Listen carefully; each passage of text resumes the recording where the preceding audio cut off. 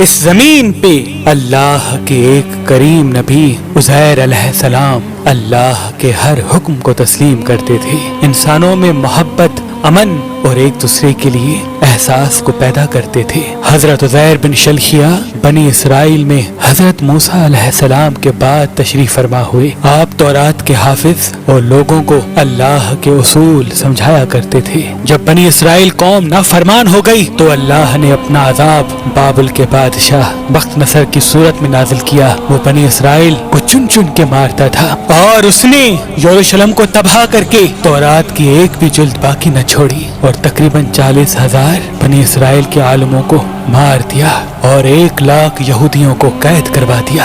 ان بنی اسرائیل میں حضرت عزیر علیہ السلام بھی تھے۔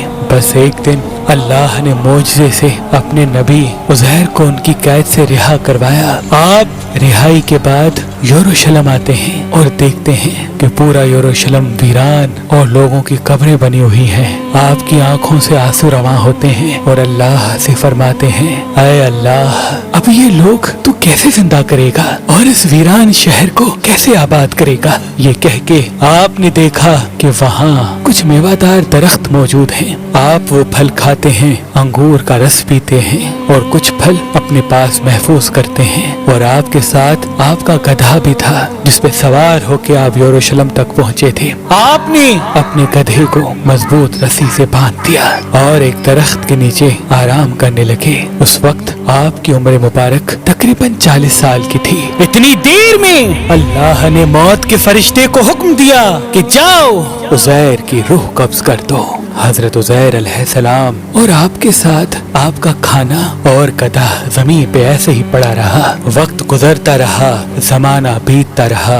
اللہ نے اپنی مخلوقات کی نظروں سے آپ کو پوشیدہ رکھا تھا۔ تقریباً 70 سال کے بعد فارس کا ایک بادشاہ یروشلم کی طرف آیا اور اس کو آباد کرنے لگا، اور اس کو دیکھ کے بنی اسرائیل کے وہ لوگ جو بخت نصر کے حملے کے بعد ادھر ادھر بھٹک گئے تھے، وہ سب آ کے یروشلم رہنے لگے اور نئے نئے باغات اور عمارتیں بنائی گئیں اور اس شہر کو پھر سے آباد کیا گیا، پہلے سے زیادہ خوبصورت بنایا گیا۔ مزید 30 سال گزرنے کے بعد جب تقریباً 100 سال گزر جاتے ہیں تو اللہ نے حضرت عزیر کو پھر سے زندہ کیا اور پوچھا، اے عزیر بتا تو کتنی دیر سویا رہا؟ حضرت عزیر علیہ السلام کی موت جب واقع ہوئی اس وقت صبح کا وقت تھا، اور جب آپ اٹھے تو عصر کا۔ تو آپ کہنے لگے، شاید میں صبح سے عصر تک سویا ہوں۔ اللہ پاک نے فرمایا، اے عزیر دیکھ، تمہارے ساتھ تمہارا گدھا بھی سویا تھا۔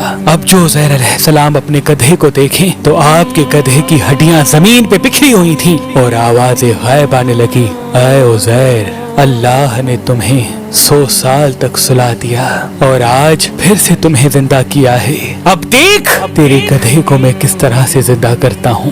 حضرت عزیر علیہ السلام دیکھتے رہے کہ آپ کے گدھے کی ہڈیاں جڑنا شروع ہو گئیں، ایک ڈھانچہ بننا شروع ہو گیا اور اس پہ ماس چڑھنا شروع ہو گیا، اور رفتہ رفتہ وہ گدھا زندہ ہو کر آپ کے سامنے کھڑا ہو گیا۔ پھر اللہ کا حکم آتا ہے، اے عزیر دیکھ، آج بھی تیرا کھانا ویسے کا ویسا ہے جیسے 100 سال پہلے تھا۔ حضرت عزیر علیہ السلام اللہ کا شکر کرتے ہیں اور رو کے کہتے ہیں، بے شک جو انسان کو خون کی ایک بوند سے زندگی دے سکتا ہے وہ انسان کی گلی سڑی ہڈیوں کو بھی پھر سے زندہ کرنے کی قدرت رکھتا ہے۔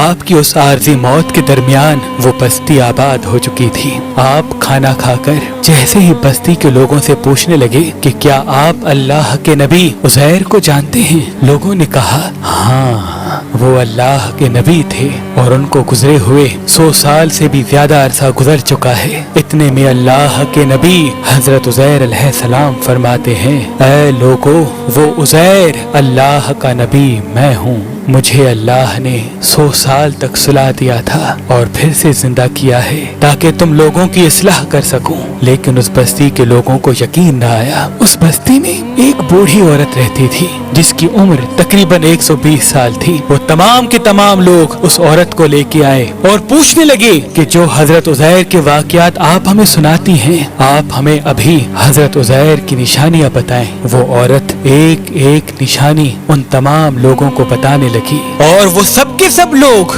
हर उस निशानी को हजरत उज़ैर में देखने लगे कि आपके कपड़े भी वैसे हैं, आपकी आंखें भी वैसी हैं, आपका बोलना भी वैसे है, आपका चलना भी वैसे है। इतने में वो बूढ़ी औरत जो नाबीना थी कहने लगी, अल्लाह का नबी उज़ैर जो भी दुआ मांगता था अल्लाह वो फौरन कबूल कर देता था। अल्लाह ने उनके हाथों में शिफा को रखा था। ऐ शख्स, अगर तू वाकई अल्लाह का नबी उज़ैर है तो मेरे लिए दुआ कर कि अल्लाह मेरी आंखों को सही कर दे। तो यूं हजरत उज़ैर अलैहिस्सलाम दुआ मांगते हैं और अल्लाह उस बूढ़ी औरत की आंखों को रोशन कर देता है। अब जो वो औरत हजरत उज़ैर को देखी तो चीख के कहने लगी, मुझे कसम है अपने खालिक की, यही उज़ैर है। वो सब के सब लोग हजरत उज़ैर के कदम चूमने लगे। अब वो चंद लोग और वो बूढ़ी औरत हजरत उज़ैर के साथ बनी इसराइल के लोगों के पास आते हैं, जहाँ हजरत उज़ैर का बेटा और पोते भी मौजूद थे जो बूढ़े हो चुके थे। वो बूढ़ी औरत सबको बताने लगी